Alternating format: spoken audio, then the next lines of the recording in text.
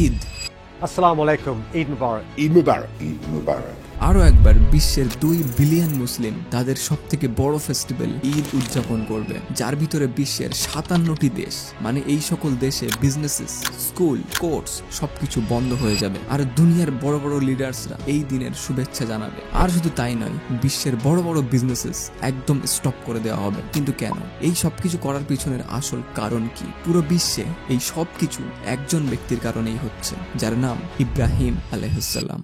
আজ থেকে প্রায় 4000 বছর আগে ইরাকের একটি শহর উর, যেখানে ইব্রাহিম আলাইহিসসালামের জন্ম হয়েছিল। এই উর শহরটি কোনো সাধারণ শহর ছিল না, বরং সেই সময়কার সব থেকে শক্তিশালী আর গুরুত্বপূর্ণ শহর ছিল। এই কথাটির সত্যতা এখান থেকে পাওয়া যায় যে আজ থেকে প্রায় 4000 বছর আগে যখন ইব্রাহিম আলাইহিসসালাম এই শহরে জন্মগ্রহণ করেছিল, ঠিক সেই সময়কার একটি টেম্পল আজও পর্যন্ত এই শহরটিতে উপস্থিত আছে, যাকে জিওরাত অফ উর বলা হয়। এটা এমন একটি বিল্ডিং যেটি আজকের দিনেও বানাতে গেলে খুবই কঠিন আর চ্যালেঞ্জিং এর সম্মুখীন হতে হবে। আর এই বিল্ডিংটির শেপস কে কপি করে ইউনাইটেড কিংডমের সিক্রেট এজেন্সি MI6 তাদের হেডকোয়ার্টার বানিয়েছিল। ইব্রাহিম আলাইহিসসালামের উর শহরে জন্ম নেওয়ার এই কথাটি 1000 বছর আগে শুধুমাত্র তোরাতে লেখা ছিল, কিন্তু আজ থেকে প্রায় 1000 বছর আগে, মানে 1930s-এ সায়েন্টিস্টরা এই এলাকাটির মধ্য থেকে নকশা কাটা ছোট ছোট পাথর উদ্ধার করেছিল, এবং এই পাথরের উপরের নকশাগুলিতে বারবার উর শহরটির কথা উল্লেখ ছিল। সায়েন্টিস্টরা এই ইনস্ক্রিপশনের সাথে সাথে বিভিন্ন ধরনের গুপ্তধন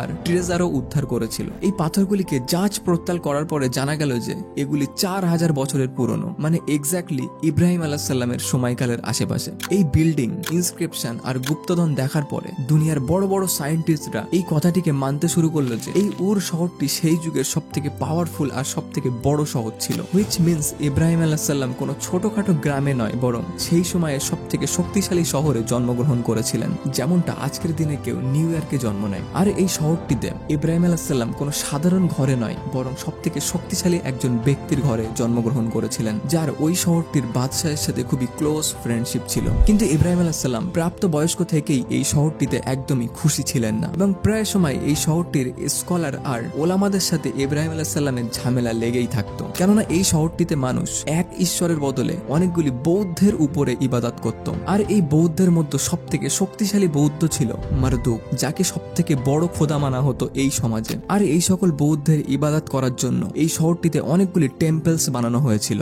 যার ভিতরে একটি, অ্যাজ আই সেড, এত আলিশান টেম্পলস আজও পর্যন্ত অক্ষত অবস্থায় আছে। একদিন ইব্রাহিম আলাইহিসসালাম একটি ইম্পর্টেন্ট কথা বোঝানোর জন্য এই শহরের লোকেদের একটি মন্দিরের ভিতরে একত্রিত করলো। তারপরে ইব্রাহিম আলাইহিসসালাম একটি কুঠাল নিয়ে এই সকল বৌদ্ধের মূর্তিগুলিকে ভেঙে দিল, আর সব থেকে বড় বৌদ্ধের মূর্তিকে অক্ষত রাখলো, এবং ওই কুঠালটি সব থেকে বড় বৌদ্ধের মূর্তির হাতে ধরিয়ে দিয়ে সেখান থেকে চলে যায়। যখন এই শহরটির লোকেরা এই সবকিছু দেখলো, তো তারা সঙ্গে সঙ্গে ইব্রাহিম আলাইহিসসালামের কাছে গেল। তো ইব্রাহিম আলাইহিসসালাম বলল যে হতে পারে বড় বৌদ্ধের মূর্তিটি এই সকল ছোট ছোট বৌদ্ধের মূর্তির উপরে রাগ হয়েছিল, এই জন্য সে এই সকল মূর্তিগুলিকে ভেঙে দিয়েছে। তো তখন তারা বলেছিল যে ইব্রাহিম, এটা তুমি কি বলছো? মূর্তি থোড়ি কিছু করতে পারে। তখন ইব্রাহিম আলাইহিসসালাম বলল যে এক্স্যাক্টলি, যখন তোমরা জানোই যে বৌদ্ধ কিছু করতে পারে না, তাহলে এদেরকে পুজো কেন কর? কিন্তু ইব্রাহিম আলাইহিসসালামের এই কথায় তাদের এতটাই রাগ হলো যে তারা ইব্রাহিম আলাইহিসসালামকে অপরাধী বানানোর জন্য ওই শহরের বাদশাহের সাহায্যে বিশাল বড় একটি আগুনের গোলা তৈরি করলো। এবারে এখানে একটু কনফিউশন আছে, যে বাদশাহের সাহায্যে এই সব কিছু করা হচ্ছিল,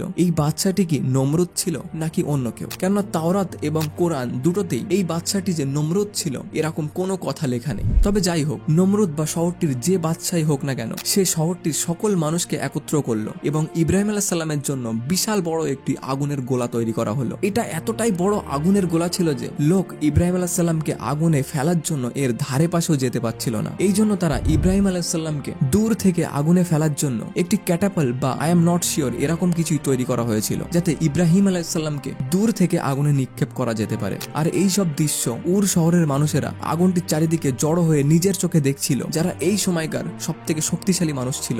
আর এই সকল মানুষের ভিড়ের মধ্যে ইব্রাহিম আলাইহিসসালামকে সাপোর্ট করার মতো কেউ ছিল না, শুধুমাত্র একজনকে বাদ দিয়ে। তিনি হলেন ইব্রাহিম আলাইহিসসালাম আলাইহিসসালামের ভাতিজা লূত আলাইহিসসালাম। ইব্রাহিম আলাইহিসসালামকে আগুনে ফেলার জন্য যখন সকল প্রস্তুতি নেওয়া হলো, তখন ইব্রাহিম আলাইহিসসালাম একটা কথাই বলেছিলেন, আমার জন্য তো এক আল্লাহই যথেষ্ট।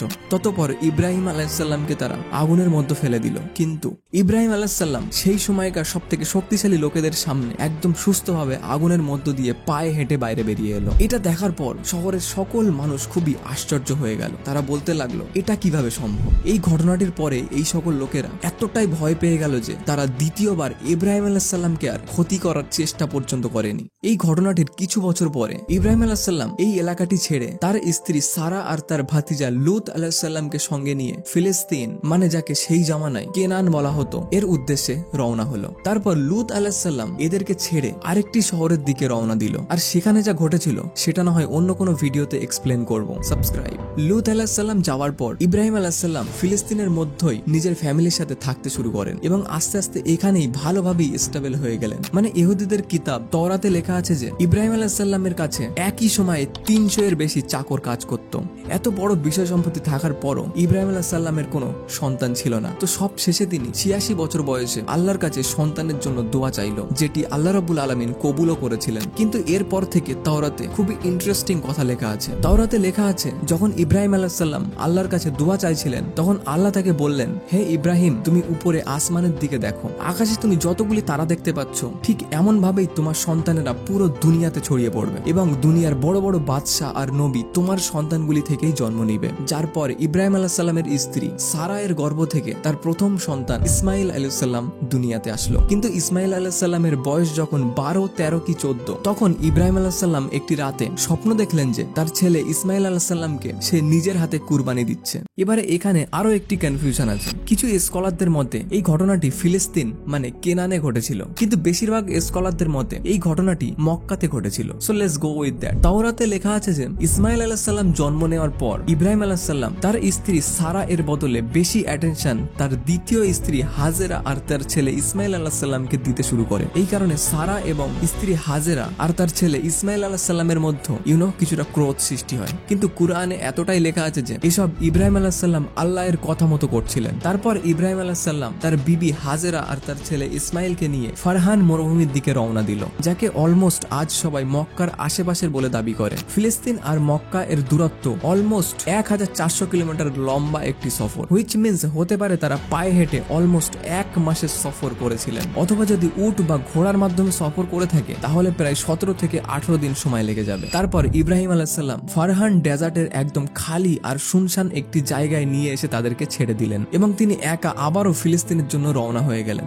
ইব্রাহিম আলাইহিসসালামের স্ত্রী হাজেরা তাকে 2 বার জিজ্ঞাসা করেছিলেন যে আপনি কিভাবে এরকম জায়গায় আমাদেরকে একলা ফেলে রেখে চলে যেতে পারেন, যার উপর ইব্রাহিম আলাইহিসসালাম কোনো উত্তর দিলেন না। স্ত্রী হাজেরা তৃতীয়বার যখন জিজ্ঞাসা করলেন যে এই সবকিছু কি আপনি আল্লাহ রাব্বুল আলামিনের কথাই করছেন, তো ইব্রাহিম আলাইহিসসালাম ঘুরে দাঁড়ালেন আর বললেন হ্যাঁ। তারপর তিনি সেখান থেকে চলে গেলেন। এবারে এই ঘটনাটির কিছুদিন পর বিবি হাজেরা ও তার ছেলে ইসমাইল আলাইহিসসালামের কাছে খাওয়ার পানি শেষ হয়ে গেল। আর ইসমাইল আলাইহিসসালাম তখন একদমই ছোট্ট শিশু ছিলেন। পানি পিপাসায় তার অবস্থা খুবই খারাপ হয়ে পড়ল, যেটা দেখে তার আম্মিজান সব থেকে কাছের একটি পাহাড় সাফা এর উপরে উঠলেন, কিন্তু তিনি সেখানে দূর দূর পর্যন্ত কাউকেই দেখতে পেলেন না। তারপর তিনি সেখান থেকে নিচে নেমে আসলেন আর পাশের আরো একটি পাহাড় মারোয়াতে উঠলেন। আর এইভাবেই তিনি সাফা ও মারোয়ার মধ্যে 7 বার চক্কর লাগিয়েছিলেন। সন্তানের প্রতি তার মায়ের এই করুণ ভালোবাসা দেখে আল্লাহ রাব্বুল আলামিনের এতটাই পছন্দ হলো যে এই ঘটনাটি 4000 বছর পরেও আজও পুরো বিশ্বের লাখ লাখ মানুষ ঠিক সেইভাবেই সাফা ও মারোয়ার মধ্যে 7 বার চক্কর লাগায়। 7 বার চক্কর লাগানোর পর স্ত্রী হাজেরা দেখলো যে জায়গাটিতে ইসমাইল আলাইহিসসালাম বসেছিলেন ওই জায়গাটির মাটি ফেটে পানি বার হওয়া শুরু হয়ে গেছে। তখন তিনি দৌড়ে এসে পানি জমা করা শুরু করে দিলেন, কিন্তু এই পানি এতটাই স্পিডে বার হচ্ছিল যে তিনি এটিকে বারবার জম জম বলে ডাকছিলেন, যার মানে থামো, স্টপ। এই পর্যন্ত গল্পটি তো সবাই জানে, কিন্তু এরপরে হাজেরা আর ইসমাইল আলাইহিসসালাম এই এলাকার মক্কাতেই ছিলেন। তারপর হঠাৎ একদিন ইয়ামান থেকে একদল মানুষ বালুজুলাম শামের দিকে যাচ্ছিলেন। ইয়ামান আর শামের মধ্যখানে যে নরমাল রাস্তা ছিল ওই রাস্তা দিয়ে গেলে মক্কার এলাকায় কেউ দাঁড়াতো না, কিন্তু এবার যখন এই দলটি মক্কার এলাকার পাশ দিয়ে যাচ্ছিল তো আকাশে তারা এমন কিছু পাখি দেখতে পেল যারা শুধুমাত্র মরুভূমিতে যেখানে পানি থাকতো সেখানেই দেখা যেত। আর এই পাখিগুলিকে ফলো করতে করতে তারা ইসমাইল আর হাজেরা পর্যন্ত পৌঁছে গেল। আর তারা এই এলাকায় এত পরিমাণে পানি দেখে একদম আশ্চর্য হয়ে গেল। আর এইভাবে ইয়ামান যাযাবররা মক্কাতে সেটেল হয়ে গেল। আর আস্তে আস্তে বাকি লোকেরাও এই জায়গাটিতে জমা হওয়া শুরু করে দেয়। আর কিছু বছরের মধ্যেই মক্কা, শাম আর ইয়ামান খুবই ইম্পর্টেন্ট শহর হয়ে উঠল।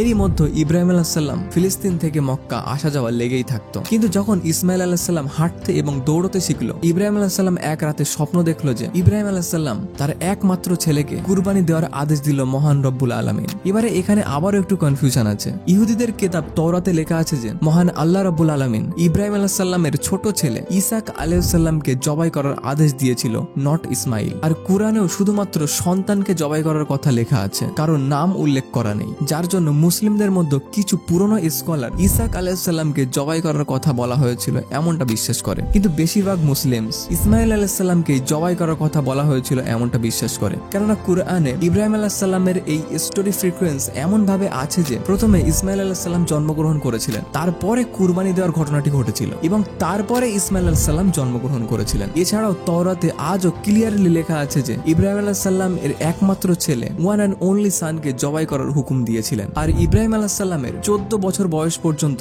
ইসমাইল আলাইহিস সালাম তার একমাত্র ছেলে ছিলেন, হুইচ মিন্স বেশিরভাগ চান্সেস ইসমাইল আলাইহিস সালাম ছিল। ইব্রাহিম আলাইহিস সালাম একদিন ফিলিস্তিন থেকে মক্কার দিকে যাওয়ার সময় তার একমাত্র ছেলে, যাকে তিনি আল্লাহর কাছে অনেক দুয়ার পরে হাসিল করেছিলেন, তাকে আল্লাহর হুকুমের কথাটি বললেন, যার উত্তরে ইসমাইল আলাইহিস সালাম বলেছিলেন যে আপনি ঠিক তেমনটাই করেন যেমনটা আপনাকে হুকুম দেওয়া হয়েছে। তখন ইব্রাহিম আলাইহিস সালাম তার ছেলেকে জবাই করার জন্য মক্কার দিকে রওনা হলো। রাস্তাতে তাকে শয়তান থামানোর চেষ্টা করেছিল, কিন্তু তিনি কাকর ছুঁড়ে শয়তানগুলিকে তাড়িয়ে দিয়েছিলেন। ইব্রাহিম আলাইহিস সালামের শয়তান মারার এই অ্যাক্টটি প্রতি বছর পুরো বিশ্বের মুসলমান আজও হজে কপি করে। তারপর ইব্রাহিম আলাইহিস সালাম যখন ইসমাইল আলাইহিস সালামকে জবাই করার জন্য মাটিতে শোয়ালো, তো মহান আল্লাহ রব্বুল আলামিন সেই এক্সাক্ট টাইমে তাকে থামিয়ে দিল আর ইসমাইল আলাইহিস সালামকে জবাই করার পরিবর্তে দুম্বা জবাই করার আদেশ দিল। সাথে এটাও বলেছিলেন যে আপনার এই কুরবানিটিকে প্রজন্মের পর প্রজন্ম কায়েম রাখা হবে। তারপর আল্লাহ রব্বুল আলামিন হুকুম দিলেন যে এটি নিজেও খাও আর লোকজনকেও খাওয়াও। আর ইব্রাহিম আলাইহিস সালামের এই অ্যাক্টটিও পরবর্তী 1400 বছর ধরে মুসলিমরা ঠিক তেমন ভাবেই কপি করে চলেছেন। মানে প্রতিটি কুরবানির 3টি করে ভাগ করা হয়, এক ভাগ পরিবারের জন্য, এক ভাগ আত্মীয় স্বজনের জন্য আর এক ভাগ গরিবদের জন্য। আর এই ইভেন্টটি আজ থেকে প্রায় 1400 বছর আগে একজন বাবা আর তার ছেলের মধ্যে ঘটে যাওয়া ঘটনাকে কেন্দ্র করে ছোট্ট একটি শহর মক্কাতে প্রথম শুরু হয়েছিল।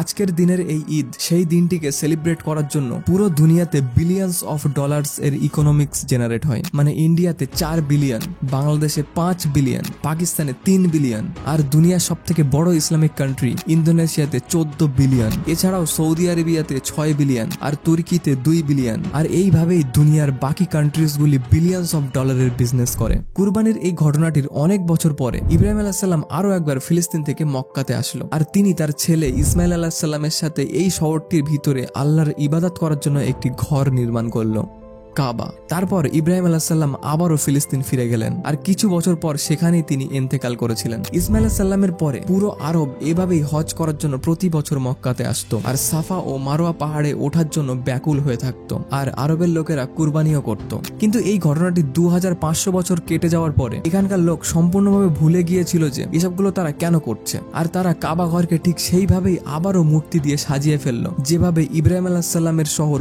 উড়ে সাজানো হয়েছিল। তখন আল্লাহ রব্বুল আলামিন আবারও এদের মধ্যে একজন নবীকে পাঠালো, যিনি একদম ইব্রাহিম আলাইহিস সালামের মতো করে কাবা ঘরের ভিতরে থাকা সকল মূর্তিকে ভেঙে ফেললো আর পুরো দেশকে মনে করিয়ে দিল যে তারা কারা, কে তাদের বাবা আর কে তাদের রব। যার পরে পুরো আরব দেশের মানুষ আস্তে আস্তে ইব্রাহিম আলাইহিস সালামের রিলিজনের দিকে হাত বাড়ালো। আজ থেকে প্রায় 4000 বছর আগে যে খালি আর শুনশান মরুভূমির উপরে ইসমাইল আলাইহিস সালামকে রেখে আসা হয়েছিল, আজ সেই শহরটি ঠিক এমনটা দেখতে লাগে। আর যখন তাদের কাছে পান করার মতো পানি পর্যন্ত ছিল না, আজ কোটি কোটি মানুষ সেই পানি ইউজ করছে। আর তাদের সেই কুরবানির কারণেই আজ পুরো দুনিয়ার ইকোনমিক্সকে কাঁপিয়ে তোলে।